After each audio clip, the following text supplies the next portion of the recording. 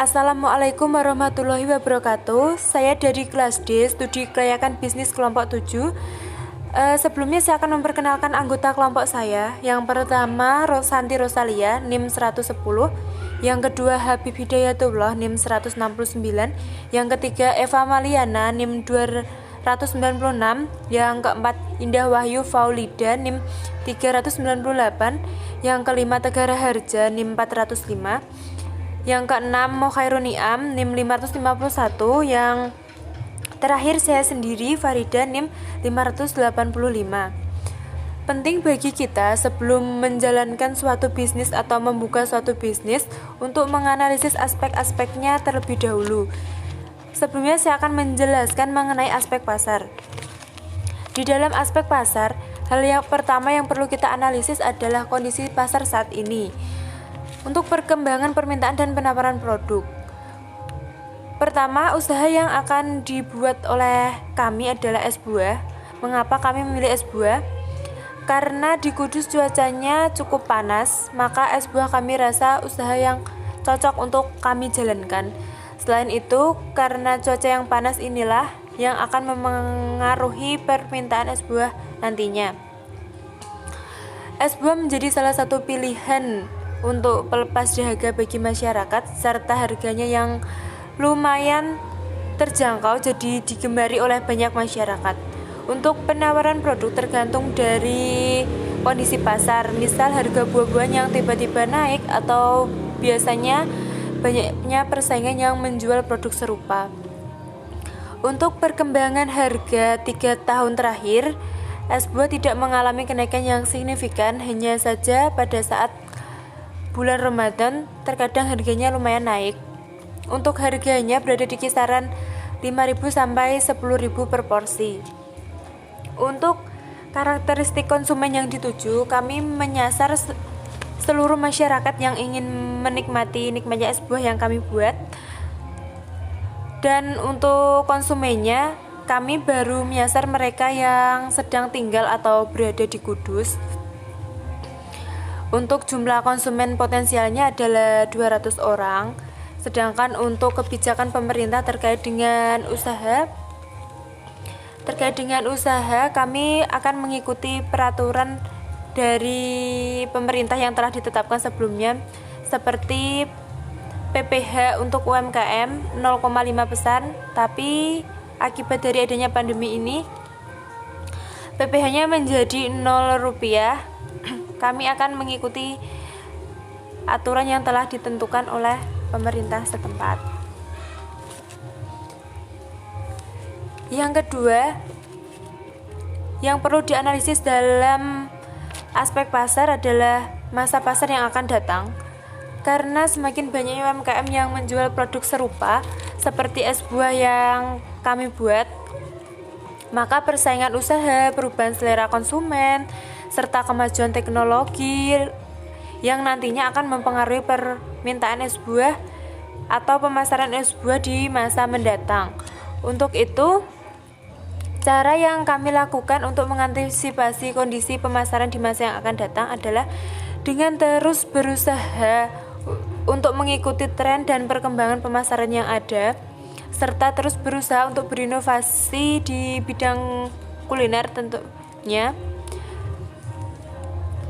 agar selalu sesuai dengan selera konsumen. Dan yang paling penting adalah kami akan selalu berusaha untuk memikat konsumen kami, baik dari segi varian, rasa maupun harga, serta berusaha untuk menjadikan konsumen menjadi pelanggan es buah kami dan terus berusaha untuk menjaga kualitas produk kami.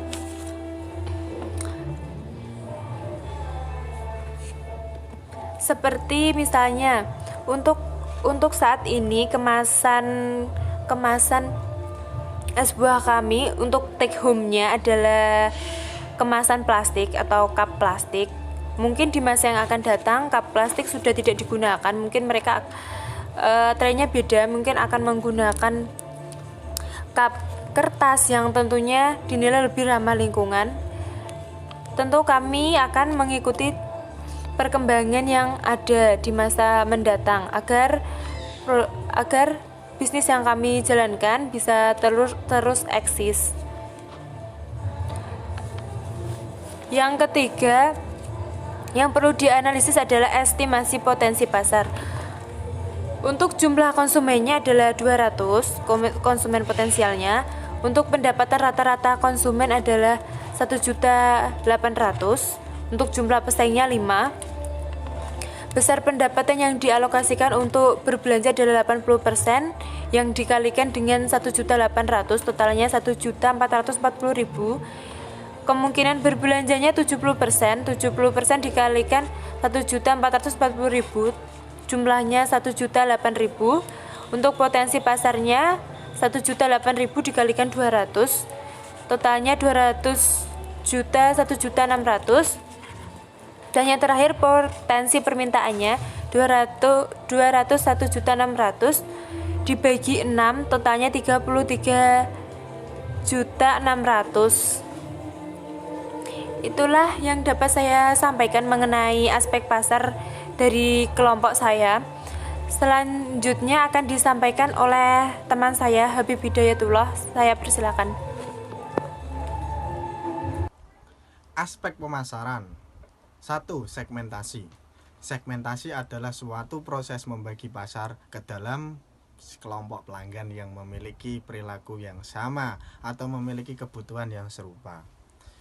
Di dalam segmentasi terbagi menjadi 3. Yang pertama ada demografis, yang kedua ada geografis, yang ketiga ada psikografis.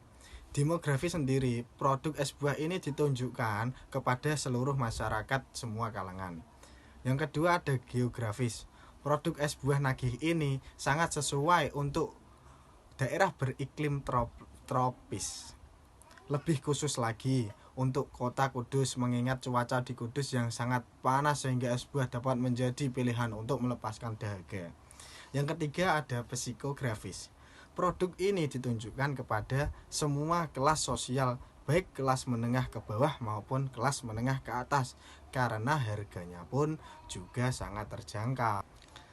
Kedua, yaitu ada targeting.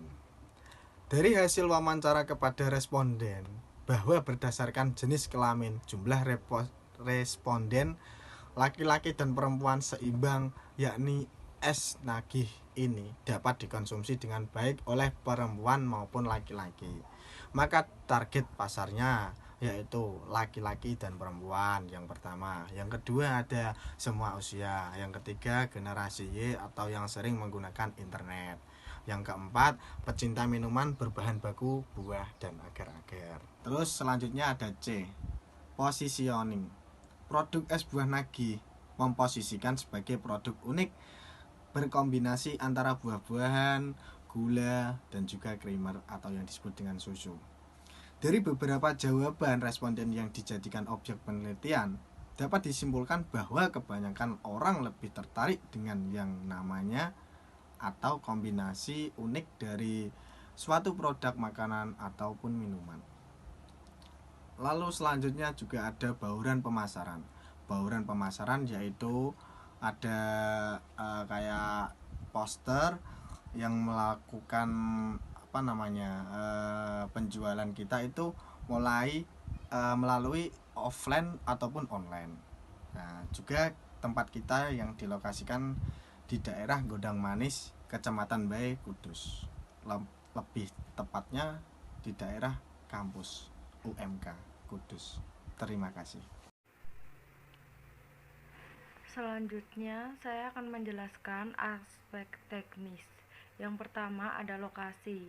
Lokasi yang kami pilih untuk menjalankan es buah nagih ini terletak di Desa Gondang Manis, Kecamatan Bae, Kudus, tepatnya di depan kampus UMK. Lokasi ini dapat dibilang dekat dengan pasar sebab terletak di kawasan kampus dan perumahan dan unit usaha lain. Selain itu, transportasi di kawasan ini juga terbilang memadai. Hal ini merupakan potensi peluang pasar yang sangat besar untuk dimanfaatkan. Selanjutnya, ada luas produksi. Berkaitan dengan bangunan dan tata letak bangunan, kedai es buah berdiri di atas tanah seluas 1.400 meter persegi, di mana luas tanah untuk Bangunan kedai ini hanya dibutuhkan 200 meter persegi. Kedai ini berisikan 4 meja beserta 8 kursi, gerobak yang ada di bagian depan, beserta gudang, dan juga tempat istirahat karyawan. Kedai ini juga dapat menampung sekitar 30 konsumen. Letak gerobak yang ada di bagian depan, kedai diatur sedemikian rupa agar pembeli lebih mudah atau efektif untuk dilayani. Selain itu, gerobak ini juga bisa dan lebih mudah untuk dipindahkan secara fleksibel jika menerima partai besar. Semisal es buah ini membuka stand pada acara pernikahan atau acara-acara tertentu dan lain-lain. Selanjutnya ada layout. Di sini saya akan menjelaskan desain tempatnya. Yang pertama ada pintu masuk yang berwarna hijau, yang kedua ada tempat parkir yang berwarna ungu, yang ketiga ada warna orange sebagai tempat gerobak atau produksi, yang keempat ada warna pink sebagai kasir, yang kelima ada warna toska sebagai gudang, dan yang keenam ada warna biru sebagai tempat istirahat karyawan, dan yang terakhir warna marun sebagai tempat meja beserta kursinya. Selanjutnya akan dipresentasikan oleh Eva Maliana. Aspek manajemen, struktur organisasi es buah Nagi. 1. Pimpinan yaitu Farida, 2. Pemasaran yaitu Habib, 3. Keuangan yaitu Tegar dan Indah, 4. Pelaksana yaitu Santi dan Eva, 5. Produksi yaitu Niam. Deskripsi pekerjaan. 1. Farida sebagai pimpinan yang memegang kendali penuh dan bertanggung jawab atas jalannya usaha. 2. Habib sebagai pemasar atau membuat rencana dan rancangan strategi pemasaran produk dan melihat perkembangan pasar. 3. Tegar dan Indah sebagai pemegang keuangan atau mengelola sumber dana secara efektif dan efisien. 4. Santi dan Eva sebagai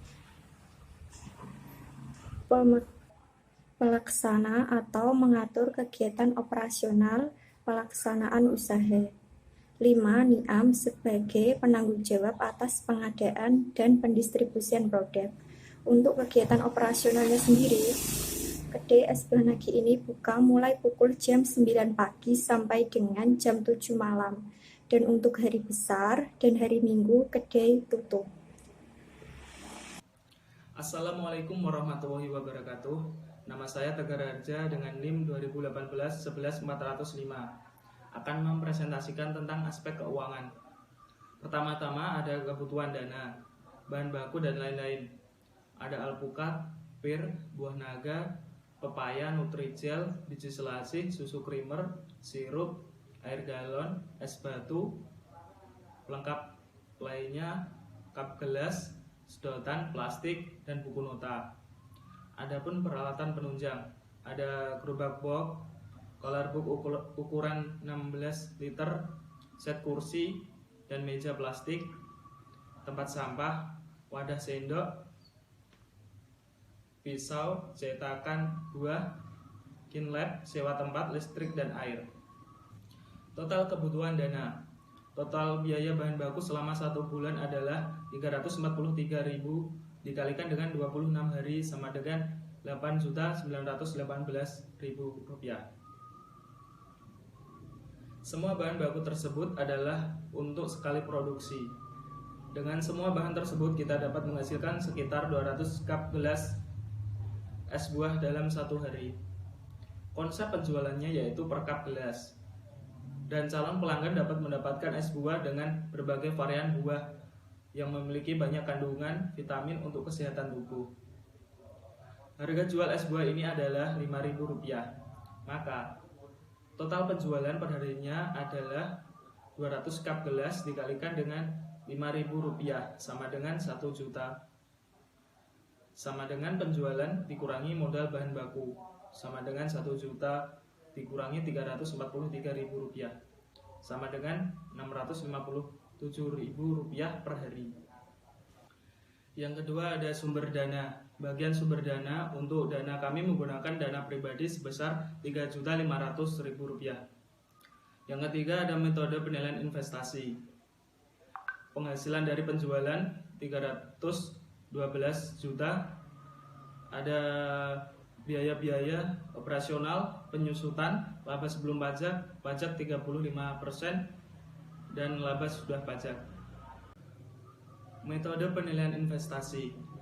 Di sini pertama menggunakan metode payback yang memiliki rumus PP sama dengan investasi per prokets yang didapatkan dari laba sudah pajak ditambah dengan depresiasi.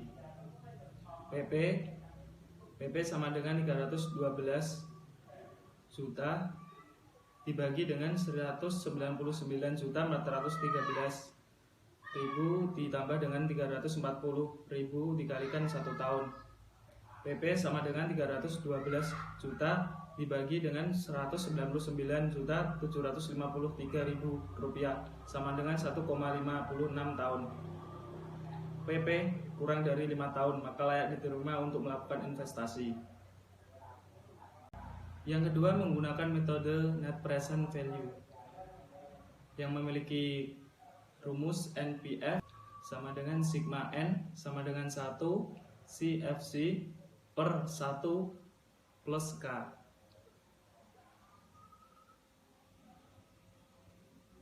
Di sini NPF positif maka layak diterima untuk melakukan investasi. Yang terakhir ada metode profitability index yang memiliki rumus PI sama dengan PV per I. Dijumlahkan semua hasilnya PI sama dengan 1,72. PI lebih dari 1 maka layak atau diterima untuk melakukan investasi. Assalamualaikum warahmatullahi wabarakatuh. Nama saya Mohairun Niam, NIM 2018-11551. Kelas studi kelayakan bisnis 5D, kelompok 7. Saya di sini akan menjelaskan mengenai aspek lingkungan usaha es buah nagih. Yang pertama manfaat ekonomi, sosial, dan budaya. Dan yang pertama saya akan menjelaskan mengenai ekonomi. Pendirian kedai es buah ini akan membawa akibat secara khusus terhadap struktur ekonomi masyarakat. Hal ini dapat dilihat dari peningkatan penghasilan karyawan, di mana pendapatan rata-rata pekerja akan meningkat dengan gaji yang diterimanya, ditambah bonus-bonus yang diberikan apabila jumlah konsumen es buah nagih lebih banyak dari hari ke hari. Pendirian es buah yang kedua sosial. Pendirian es buah nagih yang beralamat di Jalan Kampus UMK untuk memberikan sajian produk dan jasa kepada seluruh kalangan masyarakat, baik dari anak-anak sampai orang dewasa. Dengan adanya rencana pendirian kedai es buah akan membuka peluang untuk menyerap tenaga kerja langsung di sekitar lokasi pendirian usaha tersebut. Yang ketiga budaya. Dengan adanya es buah nagih ini oleh karyawan diharapkan mendapat tambahan ilmu sehingga secara langsung dan tidak langsung jasa ini dapat diikut sertakan dalam usaha meningkatkan kinerja masyarakat. Dan untuk penanganan limbah sendiri, usaha es buah nagih ini memiliki dua solusi. Yang pertama, limbah padat yang berasal dari sisa-sisa bahan minuman es buah tersebut. Untuk mengatasi limbah tersebut, kami melakukan upaya yaitu untuk limbah yang organik akan dimanfaatkan sebagai pupuk organik. Yang kedua, limbah plastik yang digunakan sebagai wadah es buah atau biasanya gelas plastik. Untuk mengatasi limbah tersebut, kami melakukan upaya yaitu salah satunya dibuat kerajinan seperti hiasan dinding dan lain-lain, dan juga bisa digunakan sebagai tempat tanaman atau vas bunga.